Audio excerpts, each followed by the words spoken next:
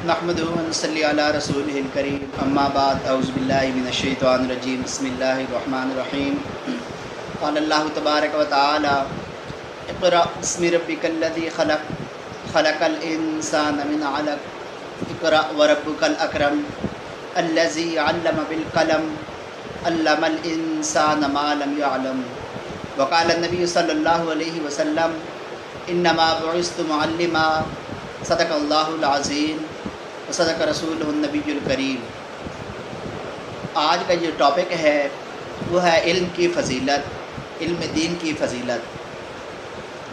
मैंने जो आप हज़रात के सामने सूरतुल अलक़ की इब्तिदाई आयात तिलावत की हैं, इनमें अल्लाह रब्बुल इज़्ज़त फरमाते हैं कि इक़रा, पढ़, बिस्मि रब्बिकल्लज़ी ख़लक़, अपने रब के नाम के साथ कि जिसने पैदा किया। ये पहली वही भी है, और पहली वही का आगाज़ हम देखें तो अल्लाह रब्बुल इज़्ज़त पहली वही का आगाज़ इक़रा के साथ कर रहे हैं, पढ़ने के हुक्म के साथ कर रहे हैं।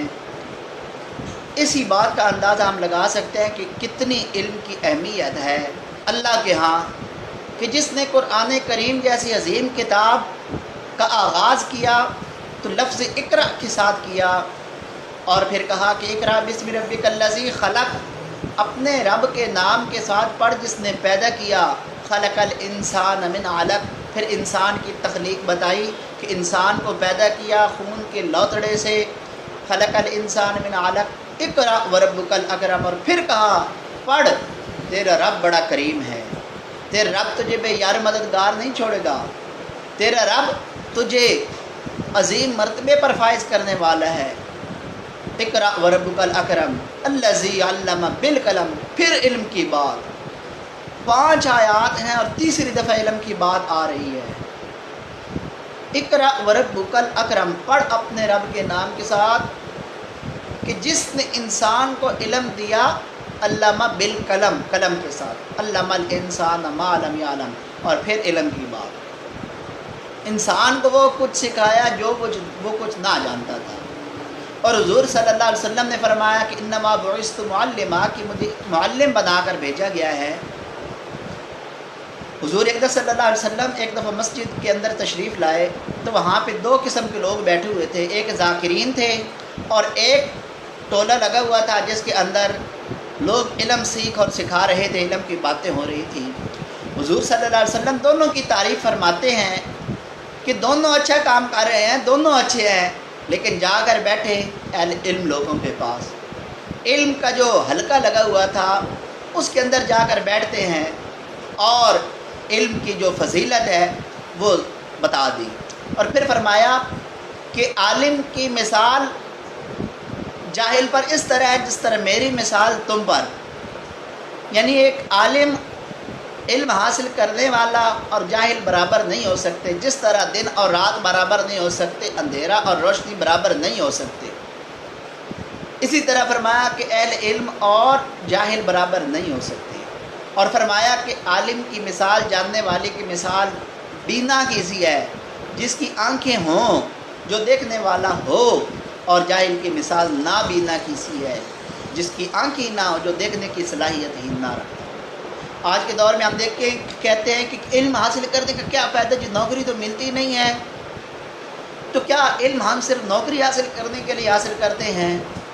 क्या इल्म हम सिर्फ पैसा कमाने के लिए करते हैं? जबकि इल्म का मकसद इंसान को इंसान बनाना है। जिस तरह अल्लाह रब्बुल इज़्ज़त फरमाते हैं कि ए ईमान वालो ईमान लाओ, या अय्युहल्लज़ीना आमनू आमिनू, ए ईमान वालो ईमान लाओ। अहले ईमान तो पहले ही हैं। फिर इस बात का क्या मकसद है? इस बात का मकसद मैं आपको अपनी पंजाबी के अंदर समझाता हूँ। जिस तरह हम कहते हैं कि बंदे का पुत्र बन, अब बंदे का पुत्र तो वो पहले ही है, फिर उसे किस तरह बंदे का पुत्र बनाया जाए, इसी तरह कहा जाता है कि ए ईमान वालो ईमान लाओ। और इल्म हासिल करना सबसे बेहतरीन इल्म कुरान करीम का है। क्यों? इसके अंदर दुनिया जहान खुशकी तरी रत्बिम वला याबिसिन इल्ला फ़ी किताबिन मुबीन, खुशकी और तरी का तमाम इल्म अल्लाह रब्बुल इज़्ज़त ने कुरान करीम के अंदर रख दिया। जितने भी उलूम हैं, जितने भी फ़नून हैं, अगर उनका देखें मंबा और सरचश्मा कुरान करीम है। قرآن کریم سے سائنس نکلتی ہے، قرآن کریم سے دینی علوم نکلتے ہیں، اور قرآن کریم ایسی مقدس کتاب ہے جس کے ایک ایک لفظ پڑھنے پہ 10 نیکیاں ملتی ہیں، اور 10 نیکیاں اور ہر نیکی جو ہے وہ 70 نیکیوں کے برابر ہے۔ اور قرآن کریم کو جو حفظ کرتا ہے اللہ رب العزت کل قیامت کے دن اس کے والدین کو ایسا تاج پہنائیں گے جس کی روشنی چاند اور سورج کی روشنی سے زیادہ ہوگی۔ یہ تو ان کے ماں باپ کی اکرام اور انعام ہے، ان کا یہ انعام ہے، ان کا یہ انعام ہے کہ اللہ رب العزت انہیں کہیں گے کہ قرآن کی ایک ایک آیت پڑھتا جا اور جنت کے درجوں پہ چڑھتا جا، جہاں پہ تیری آخری آیت ہوگی وہاں پہ تیرا مقام ہوگا۔ تو اس لیے ضروری ہے اس وقت تب ہی قرآن پڑھ سکیں گے کہ جب ہمیں قرآن یاد ہوگا۔ قرآن پڑھ لینا کافی نہیں ہے، قرآن کو یاد رکھنا بھی ضروری ہے، قرآن کو سمجھنا بھی ضروری ہے، قرآن کے معانی اور تفاہیم کو سمجھنا ضروری ہے، مفہوم کو سمجھنا ضروری ہے۔ اگر محض قرآن کو پڑھ لینا کافی ہے، خیر و برکت کا ذریعہ ہے، ایسے کوئی انکار نہیں ہے، لیکن میں جس طرح طوطا سارا دن یہی کہتا رہتا ہے کہ میں مٹھو چوری کھانی ہے کہ نہیں، تو اگر ہمیں اس قرآن کریم کو پڑھنا ہے، سمجھنا ہے، تو علماء کرام اہل علم لوگوں کے پاس جائیں، ان کی صحبت اختیار کریں، ان سے پوچھیں کہ یہ لفظ ہے اس کا کیا معنی ہے۔ حضرت موسیٰ علیہ السلام اور حضرت خضر علیہ السلام کی جو ملاقات ہے وہ بھی علم حاصل کرنے کے سلسلے میں تھی، جس کے اوپر پہلے میں نے ایک ویڈیو کے اندر گفتگو کی ہے جو میں نے ریکارڈ کرائی تھی۔ تو ہم علم حاصل کریں، علم کی جستجو کریں، علم کی تڑپ اپنے اندر لیے پھریں۔ صحابہ کرام تو ایک ایک حدیث تلاش کرنے کے لیے، ایک ایک حدیث سیکھنے کے لیے میلوں سفر کرتے، کئی دن لگ جاتے، اور پھر جا کر حدیث جو ہے وہ ان کو ملتی۔ فقہا کا یہی حال ہے کہ ایک ایک حدیث حاصل کرنے کے لیے، اور پھر راوی کا ثقہ ہونا، راوی کا صحیح ہونا، مجہول الحال نہ ہونا، یہ ساری باتیں یہ بھی ایک ویڈیو کے اندر موجود ہے کہ حدیث کی کون کون سی اقسام ہیں، جو آپ دیکھ سکتے ہیں اس چینل کے اوپر۔ اور یہ ساری باتیں امام ابو حنیفہ، امام احمد بن حنبل، امام شافعی، امام مالک، کتنے بڑے بڑے فقہ کے اساتذہ کرام ہیں، ان کے حالات زندگی پڑھیں، ان کی ہسٹری پڑھیں، انہوں نے کس طرح علم حاصل کیا اور انہوں نے فقہا کا درجہ پایا۔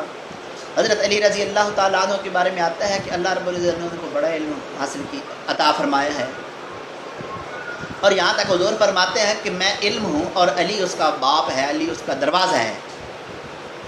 اور حضور اقدس صلی اللہ علیہ وسلم ان صحابہ کو زیادہ پسند کرتے تھے جو علم کی تڑپ رکھتے اور علم سیکھتے تھے۔ آج کے دور کے اندر ہم دیکھیں کہ علم جو ہے خصوصاً دینی علوم، ان کو کوئی اہمیت زیادہ نہیں دی جا رہی۔ لیکن میرے بھائیوں اور دوستوں، اگر ہم یہ کہیں کہ علم اگر ہم نے حاصل کرنا ہے اس دنیا کے لیے تو پھر آپ کی مرضی۔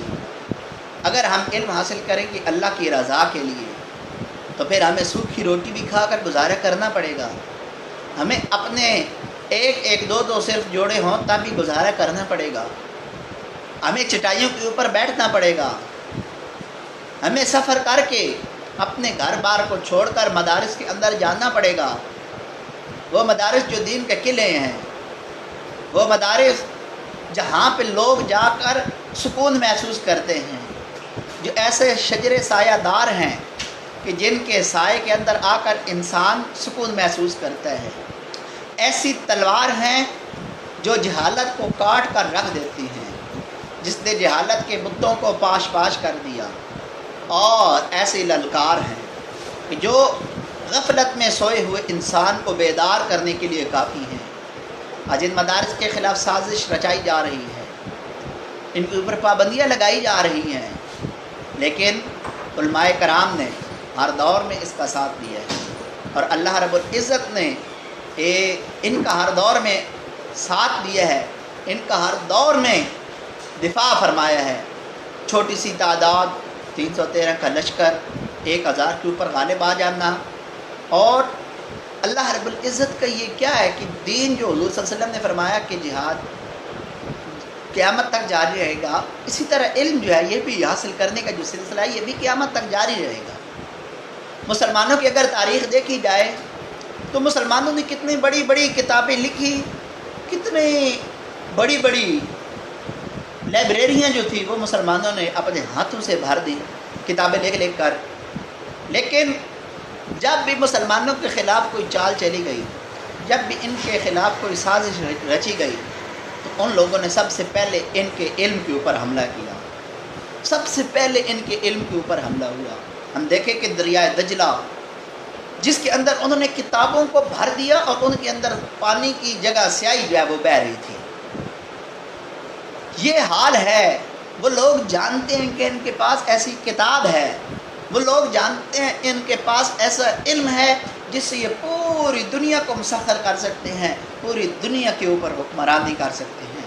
تو میرے بھائیوں اور دوستوں، ہم اگر یہ کہیں ہمارے اسلاف ایسے تھے، ہمارے اسلاف ایسے تھے، ہمارے بزرگوں نے بڑی محنتیں کی، ہمارے بزرگ جو ہیں وہ بڑے دین کے عالم تھے، فقہا تھے، لیکن ہم دیکھیں تھے آبا ہی تمہارے مگر تم کیا ہو. اقبال کہتا ہے نا کہ وہ آبا تو تمہارے تھے، اس میں کوئی شک نہیں ہے، لیکن تم کیا ہو؟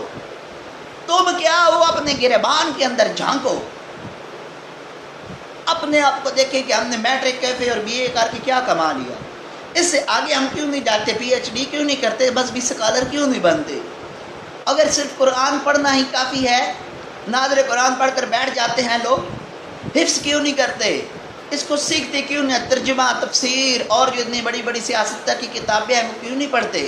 آج میرے بھائیوں ہم دیکھیں من حیث القوم، یقین مانیں میں درد دل آپ کے سامنے رکھنا چاہ رہا ہوں. علماء کرام کے اپنے بیٹے جو ہیں وہ کالج اور یونیورسٹی کے اندر پڑھ رہے ہیں، لیکن ہم کہتے ہیں کہ جی آپ لوگ دین کی طرف آئیں، تو پھر کوئی کیسے دین کی طرف آئے گا؟ ہم جب اپنی اولاد کو دین کی طرف نہیں لائیں گے تو دوسرے کس طرح دین کی طرف آئیں گے؟ دوسرے کس طرح مدارس کی طرف آئیں گے؟ ہم اگر دوسرے کو کہیں کہ تم نماز پڑھو اور خود اس کے اندر نماز نہ پڑھیں تو پھر وہی بات ہوگی نا کہ یا الذین آمنوا لم تقولون ما لا تفعلون، کہ تم وہ بات کیوں کہتے ہو جس کے اوپر تم خود عمل نہیں کرتے. یقین مانیں یہ ہمارے اندر کمی ہے، میرے اندر کمی ہے، آپ کے اندر کمی ہے، ہمارے دوستوں کے اندر کمی ہے. ہم نے اس کمی کو دور کرنا ہے.